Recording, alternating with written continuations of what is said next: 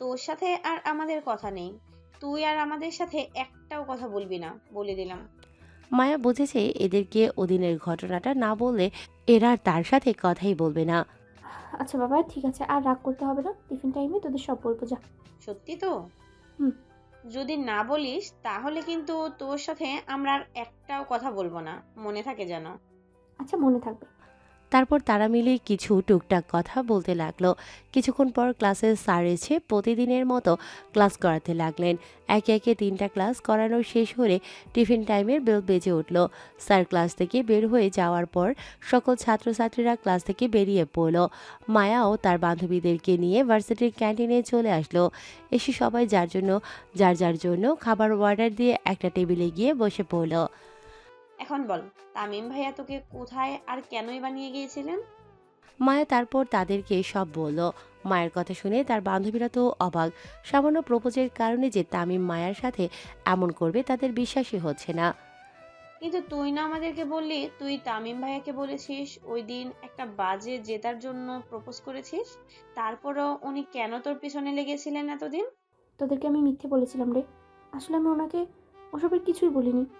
ওনার যে পরিমাণ রাগ, এসব শোনার পর আমায় কী যে করবেন এটা ভেবে এতদিন বলতে গিয়েও বলতে পারিনি।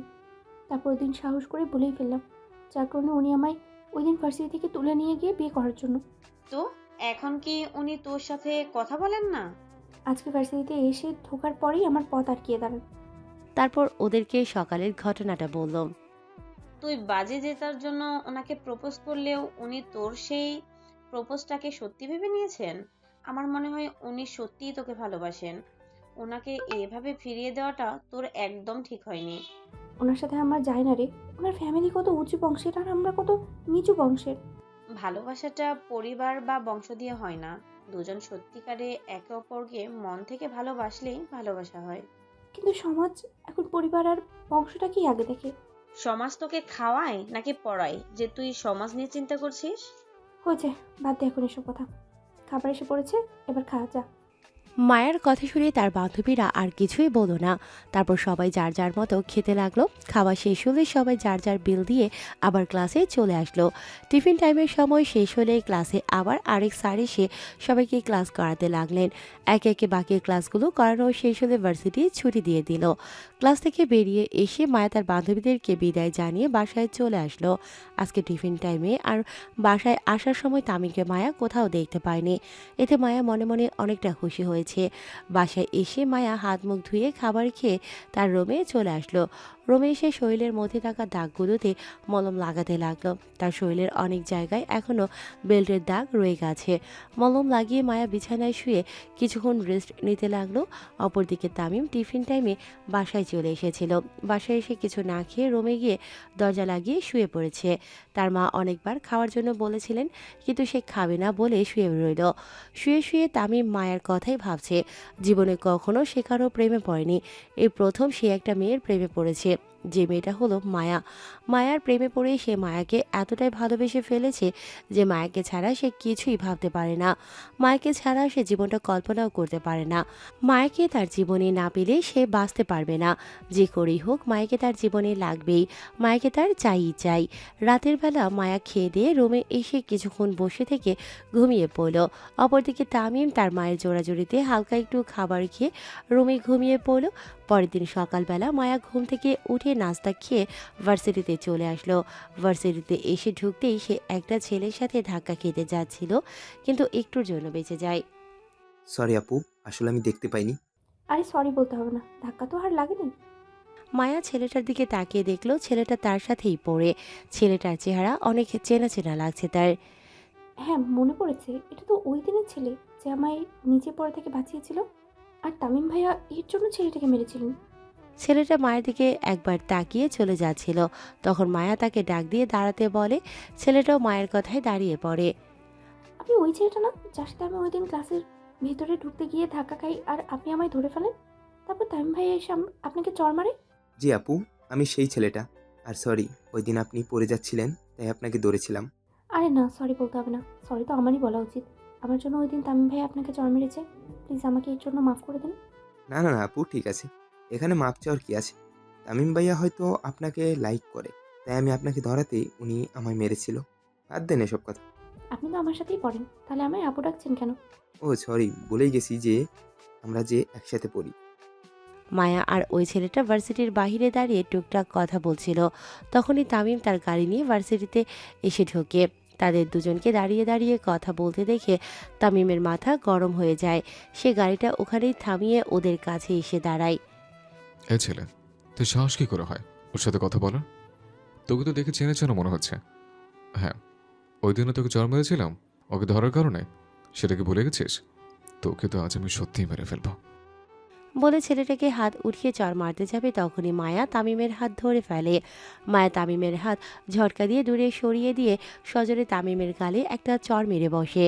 মায়ার এমন কাজে তামিম গালে হাত দিয়ে অবাক চোখে মায়ের দিকে তাকিয়ে রইল। মায়া, তুমি আমায় মারলে? হ্যাঁ, মেরেছি। আর এটাই আপনার প্রাপ্য ছিল। আপনাকে কতবার বলেছি আমি আপনাকে ভালোবাসি না, তারপরেও কেন সবসময় আমার পিছনে লেগে থাকেন? আমি কোন ছেলের সাথে আছি বা কোন ছেলের সাথে কথা বলি তাতে আপনার সমস্যা কি? আজ আমি নিজেই ওনার সাথে কথা বলেছি, আপনার ওই দিনের ব্যবহারের কারণে মাফ চাইছি। কিন্তু এটা দেখে আজকেও আবার আপনি ওনাকে মারতে চলে এসেছেন। আপনার জোরও তো দেখছি আমি কোনো ছেলের সাথে একটু কথাও বলতে পারবো না।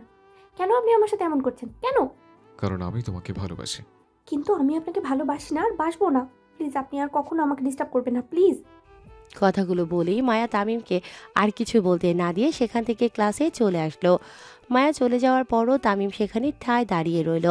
মায়া তাকে ভালো না বাসলেও সে তো মায়াকে মন থেকে ভালোবাসে। তারপরেও কেন মায়া তাকে এত অবহেলা করছে? মায়ের হাতে চড় খেয়ে তামিমের একটুও খারাপ লাগেনি, কিন্তু মায়ের অবহেলাটা তামিমকে খুব কষ্ট দিচ্ছে, যেটা যে সে কাউকে বলে বোঝাতে পারবে না। এদিকে মায়া ক্লাসে এসে মন ভালো করার জন্য তার বান্ধবীদের সাথে বসে গল্প করতে লাগলো। কিছুক্ষণ পর ক্লাসের স্যার চলে আসলো। গল্প বাদ দিয়ে সবাই ক্লাসে মনোযোগ দিল। ওদিনের মতো ভার্সিটি শেষে মায়া বাসায় চলে আসলো। বাসায় এসে খাওয়া দাওয়া করে নিজের রুমে গিয়ে একটু ঘুমিয়ে পড়ল। অপরদিকে তামিমও তার বাসায় গিয়ে হালকা কিছু খেয়ে রুমে ঘুমিয়ে পড়ল। এভাবে কেটে গেল একটা মাস। এই একটা মাসে তামিম ভার্সিটিতে সারাক্ষণ মায়ের পেছনে লেগেই থাকতো, আর মায়া তাকে দিনের পর দিন অবহেলা করে গিয়েছে। রাতের বেলা তামিম তার মা বাবার সাথে ডাইনিং টেবিলে বসে খাবার খাচ্ছিল। এমন সময় তামিমের বাবা রফিক আহমেদ তামিমকে উদ্দেশ্য করে বললেন, কাল রিয়া দেশে আসছে, তুমি কাল ওকে এয়ারপোর্ট থেকে ড্রপ করে রিয়াকে ওদের বাসায় দিয়ে আসো। এই রিয়া আবার কে? তোমার শফিক আঙ্কেলের মেয়ে রিয়া, যার সাথে তোমার বিয়ে ঠিক করা। তা আমি কেন ওনাকে ড্রপ করতে যাব? আঙ্কেল রিয়ার বাবুতে আছেন। না, তোমার আঙ্কেলের কাল একটা ইম্পর্টেন্ট মিটিং আছে, উনি যেতে পারবে না। বিদায় তোমার আঙ্কেল আমাকে বলেছে তুমি যেন কাল রিয়াকে এয়ারপোর্ট থেকে ড্রপ করে আনো। আমি পারবো না, কাল আমার ভার্সিটিতে ক্লাস এক্সাম আছে। সে এক্সাম কোন স্যার নেবেন? স্যারের নাম বলো। প্রথম পিরিয়ডে স্যার মমিন হোসেন। তারও আমি ওনাকে কল করে বলে দিচ্ছি যে তুমি কাল এক্সাম দিতে পারবে না। এই যা, বাচ্চার জন্য একটা মিথ্যা বললাম। এখন তো দেখছি যে আব্বু ধরেই ফেলবেন। কাল তো ক্লাসে কোনো এক্সাম নেই। যদি আব্বু স্যারকে ফোন করে তাহলে তো আমি ধরা খেয়ে যাব। না, এখন তো দেখছি আব্বুর কথা মানা ছাড়া কোনো উপায় নেই। থাক আব্বু, তোমাকে আর কষ্ট করে ফোন করতে হবে না। আমি কাল যাবো ওনাকে ড্রপ করতে। তাহলে তোমার এক্সামের কি হবে? এক্সামটা এতটা জরুরি না, না দিলেও কিছু হবে না। ওকে, তাহলে কাল সকালে 10টায় আমাদের গাড়ি নিয়ে রিয়াকে ড্রপ করতে চলেছেও। আচ্ছা। তারপর তামিম নিজের খাবার শেষ করে রুমে চলে আসলো। রুমে এসে প্রতিদিনের মতো সে মায়ের নাম্বারে একটা কল দিল, কিন্তু মায়া কল রিসিভ করলো না। তামিম আর কল না দিয়ে মোবাইলটা একপাশে রেখে ঘুমিয়ে পড়ল। সকালবেলা ঘুম থেকে উঠে হালকা নাস্তা করে মায়া ভার্সিটিতে চলে আসলো। ভার্সিটিতে এসে তামিমকে কোথাও দেখতে না পেয়ে মায়া কিছুটা অবাক হলো, কারণ এই একটা মাস ধরে তামিম প্রতিদিন ভার্সিটির গেটের কাছে দাঁড়িয়ে থাকতো মায়ের সাথে কথা বলার জন্য, কিন্তু তামিমকে আজ কোথাও দেখতে না পেয়ে মনে মনে ভাবতে লাগলো। আজকে কি উনি ভার্সিটিতে আসেননি? মনে হয় আসেননি, নাহলে তো ওনাকে ভার্সিটিতে দেখতেই পেতাম। দূর, আমি ওনাকে নিয়ে এত ভাবছি কেন? উনি না আসলেই তো আমারই ভালো, সাথে ভার্সিটিতে থাকা যাবে। তারপর মায়া ক্লাসে গিয়ে তার বান্ধবীদের কাছে বসে পড়ল। এদিকে তামিম 9:30-এ ঘুম থেকে উঠে ফ্রেশ হয়ে হালকা কিছু খেয়ে তাদের গাড়ি নিয়ে এয়ারপোর্টে চলে এলো। এয়ারপোর্টে এসে অনেকক্ষণ ধরে রিয়ার জন্য দাঁড়িয়ে আছে, কিন্তু রিয়ার দেখা মিলছে না। হঠাৎ তার মাথায় আসলো, এই যা, রিয়া মেয়েটাকে তো কখনো দেখিনি, তাহলে ওকে চিনব কি করে? মেয়েটা কোনো ছবিও তো নেই আমার কাছে। দেখি আব্বুকে ফোন করে উনি কি বলেন।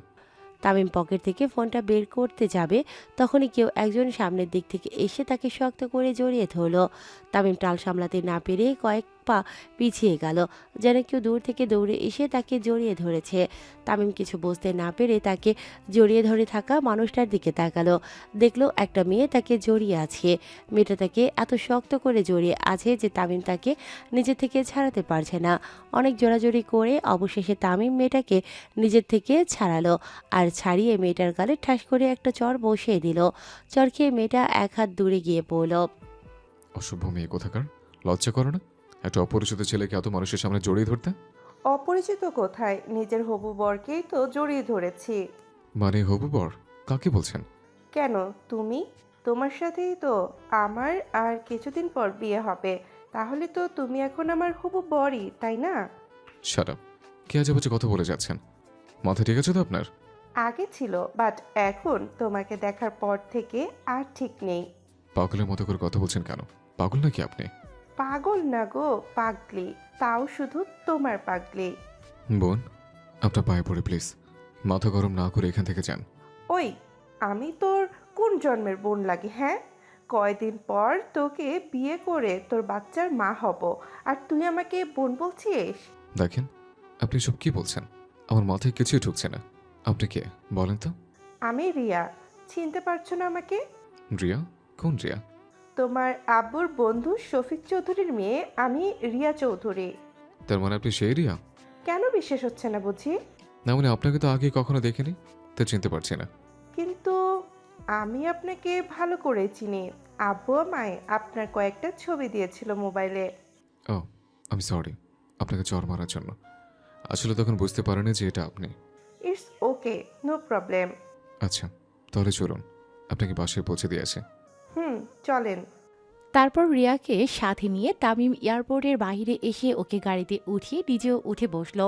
এরপর গাড়ি স্টার্ট দিয়ে রিয়াকে তাদের বাসায় পৌঁছে দিয়ে আসলো। অপরদিকে ভার্সিটি শেষে মায়া বাসায় এসে খাওয়া দাওয়া করে রুমে এসে তামিমের কথা ভাবতে লাগলো। আচ্ছা, উনি আজকে ভার্সিটিতে আসেননি কেন? উনি তো প্রতিদিনই ভার্সিটিতে আসেন, তাহলে আজ আসলেন না কেন? ওনার আসা যাওয়া নিয়ে আমি এত ভাবছি কেন? ধ্যাত, উনি না আসলেই তো আমারই ভালো। দিনটা এভাবেই কেটে গেল দুজনের। পরের দিন মায়া ভার্সিটিতে গিয়ে দেখলো তামিম ভার্সিটির ভেতরে তার বডিগার্ডদের সাথে কি যেন কথা বলছে। মায়াকে সে দেখতে পায়নি, তাই মায়া আর ওদিকে না তাকিয়ে ক্লাসে চলে এলো।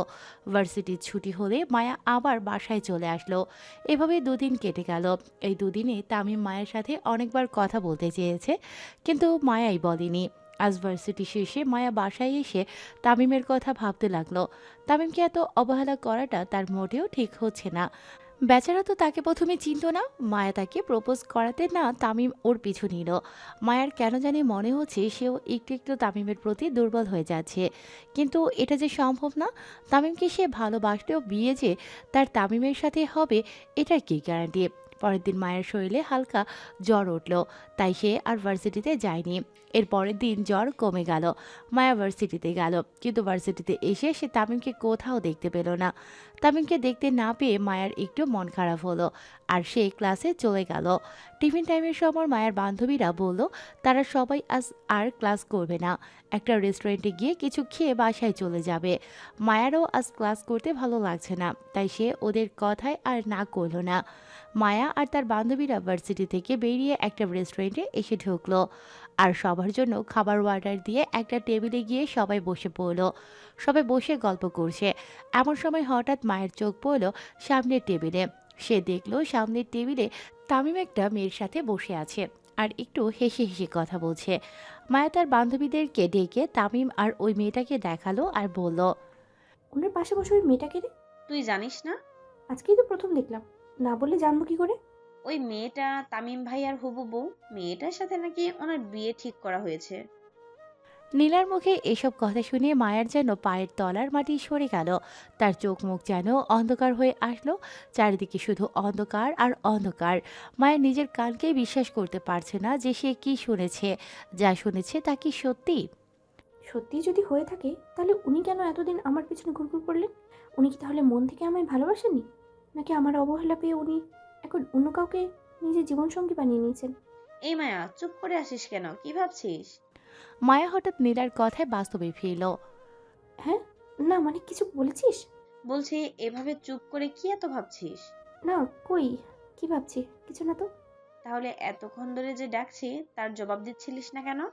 আসলে বুঝতে পারিনি। তা কেন রাখছিস? ওইটা তো খাবার দিয়ে গেছে, তো খাচ্ছিস না কেন? ও সরি, এদিকে খেয়ালই ছিল না। ওই দেখ, মেয়েটা তামিম ভাইয়াকে নিজের হাতে তুলে খাইয়ে দিচ্ছে। ইস, আমার যদি আজ একটা বয়ফ্রেন্ড থাকতো তাহলে আমি ওকে এভাবেই খাইয়ে দিতাম। নীলার কথা শুনে মায়া সামনের টেবিলে বসা তামিম আর ওই মেয়েটার দিকে তাকালো। মায়া দেখলো তামিমের পাশে বসে থাকা মেয়েটা একটা চামচে করে কিছু খাবার নিয়ে তামিমকে খাইয়ে দিচ্ছে, আর তামিমও চামচে করে কিছু খাবার নিয়ে মেয়েটাকে খাইয়ে দিচ্ছে। তাদের দুজনের এমন দৃশ্য দেখে মায়ের মুখ যেন কষ্টে ফেটে যাচ্ছে, কিন্তু তার এমন কেন হচ্ছে সে নিজেও তো বুঝতে পারতেছে না।